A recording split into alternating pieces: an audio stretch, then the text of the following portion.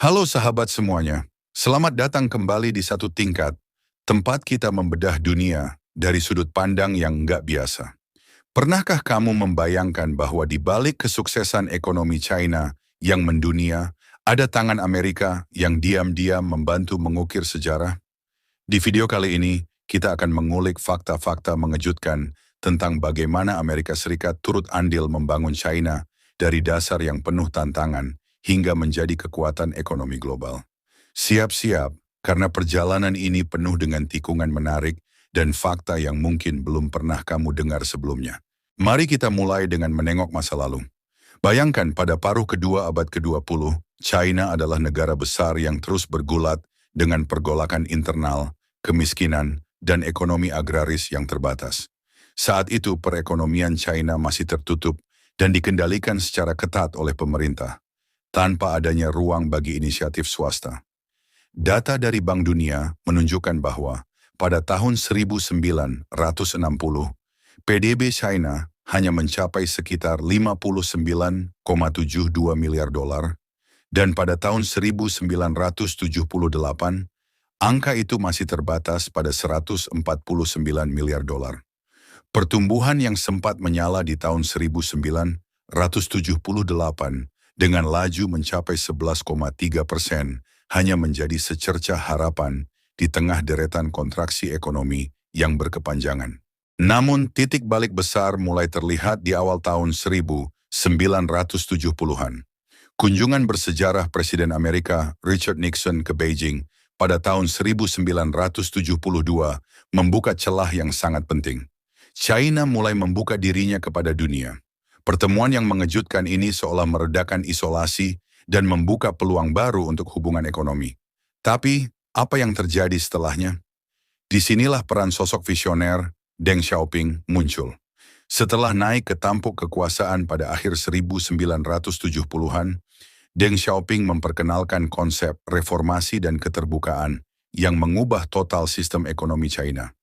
Kebijakan ini menggantikan sistem ekonomi Maoisme yang ketat dengan model ekonomi pasar sosialis yang memungkinkan peran pasar beroperasi meski negara masih memegang kendali penting. Bayangkan, dari sebuah negara yang terbelakang dalam segi ekonomi, China perlahan-lahan berevolusi menjadi raksasa manufaktur global. Momen penting lainnya datang pada tahun 1979, ketika Presiden Amerika Jimmy Carter memberikan pengakuan diplomatik kepada Republik Rakyat China. Langkah ini membuka jalan bagi perjanjian perdagangan dan investasi yang menguntungkan kedua belah pihak. Tak lama kemudian, Amerika menerapkan kebijakan Most Favored Nation (MFN) pada China, terlebih dahulu di bawah kepemimpinan Presiden Reagan di era 1810-an.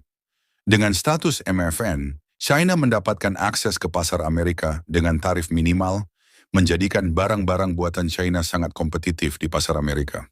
Secara sederhana, China kini mampu menawarkan produk berkualitas dengan harga yang jauh lebih murah dibandingkan produk dari negara lain.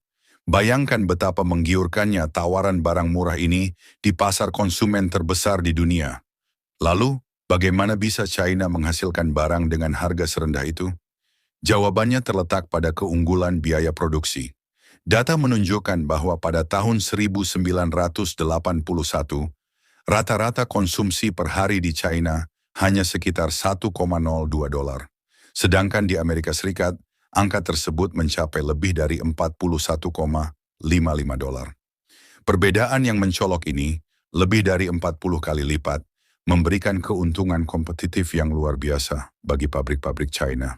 Dengan biaya tenaga kerja yang sangat rendah, pabrik-pabrik di negeri tirai bambu mampu memproduksi barang dengan harga yang tak tertandingi, sehingga perusahaan-perusahaan Amerika mulai mengalihkan produksi mereka ke China secara massal pada tahun 1980-an dan 1990-an. Perubahan besar dalam aliran perdagangan terjadi ketika status MFN China diperbarui oleh Presiden Bill Clinton di era 1990-an. Kebijakan ini semakin menekankan pentingnya hubungan ekonomi antara kedua negara. Pada tahun 2000, Kongres Amerika bahkan memberikan status hubungan perdagangan normal permanen (PNTR) kepada China, yang menghilangkan keharusan pembaruan tahunan dan mendorong peningkatan volume perdagangan bilateral. Grafik perdagangan menunjukkan lonjakan ekspor China ke Amerika.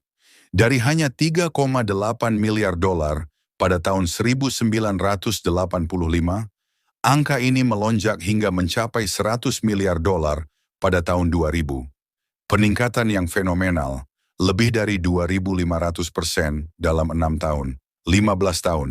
Pikirkan sejenak bagaimana kenaikan drastis ini dapat mengubah wajah ekonomi global. Tak hanya itu, peran perusahaan-perusahaan Amerika sangat krusial dalam proses ini. Raksasa otomotif seperti General Motors dan Ford pun mulai terjun ke dalam investasi patungan dengan perusahaan-perusahaan otomotif milik negara China. Melalui usaha patungan ini, mereka tidak hanya membangun jalur produksi di China, tetapi juga membuka akses pasar baru dan mendapatkan keuntungan dari biaya produksi yang rendah. Di sektor teknologi, perusahaan-perusahaan seperti Microsoft, Intel, dan Apple pun mendirikan operasi besar di China, mulai dari pusat riset hingga fasilitas manufaktur skala besar, seringkali melalui produsen kontrak seperti Foxconn. Ini memungkinkan mereka mengakses tenaga kerja dan infrastruktur yang sangat efisien di China, sekaligus mendistribusikan produk ke seluruh dunia, termasuk pasar Amerika. Di balik investasi besar tersebut, terdapat transfer teknologi yang tidak kalah penting. Pemerintah China kerap mewajibkan perusahaan asing untuk membentuk usaha patungan dengan mitra lokal. Kebijakan ini, yang awalnya terlihat sebagai bentuk pembatasan, ternyata menjadi pintu gerbang bagi China untuk mendapatkan akses ke teknologi canggih, metode produksi modern, dan keahlian manajerial. Contohnya, General Motors membentuk usaha patungan dengan SAIC yang kemudian belajar dan mengembangkan lini kendaraan sendiri dengan menerapkan teknologi dan proses produksi yang canggih. Transfer teknologi inilah yang kemudian memperkuat posisi China sebagai pusat manufaktur dunia. Salah satu katalis eksternal yang sangat krusial adalah keanggotaan China di Organisasi Perdagangan Dunia, WTO, pada bulan Desember 2001. Proses negosiasi yang panjang ini didorong oleh tekanan dari negara-negara besar termasuk Amerika Serikat, menghasilkan kesepakatan yang memaksa China untuk memangkas tarif impor dan membuka sektor-sektor strategis bagi persaingan asing. Masuknya China ke dalam WTO tidak hanya membuka pintu bagi arus barang, tetapi juga memperkuat integrasi China ke dalam sistem perdagangan global yang berbasis aturan.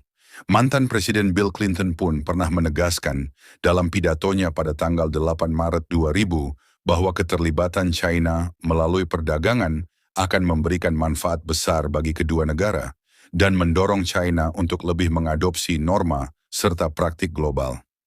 Nah, jika kita rangkum semua fakta menarik ini, jelas bahwa Amerika Serikat memiliki peran yang tidak bisa dipandang sebelah mata dalam kebangkitan ekonomi China. Mulai dari membuka pasar konsumen terbesar di dunia, mengalirkan investasi asing langsung yang bernilai miliaran dolar, hingga mendorong transfer teknologi melalui usaha patungan, semua strategi ini membantu China untuk mengukir transformasi ekonomi yang sangat menakjubkan. Sistem inilah yang membuat China bisa melaju dengan pesat, memanfaatkan keunggulan biaya tenaga kerja dan integrasi ke dalam sistem perdagangan global. Dalam perjalanan video kali ini, kita telah menyelami sejarah, kebijakan, dan strategi yang membuat kolaborasi antara Amerika dan China menjadi salah satu kisah paling menarik dalam ekonomi global. Di balik setiap angka, grafik, dan kebijakan yang kita bahas, terdapat dinamika politik dan ekonomi yang kompleks. Apa sebenarnya yang mendorong Amerika untuk mendukung kebangkitan China? Apakah ini merupakan strategi jangka panjang atau sekadar kebetulan sejarah? Banyak yang berpendapat bahwa dukungan Amerika merupakan faktor kunci yang membuka jalan bagi transformasi luar biasa di China.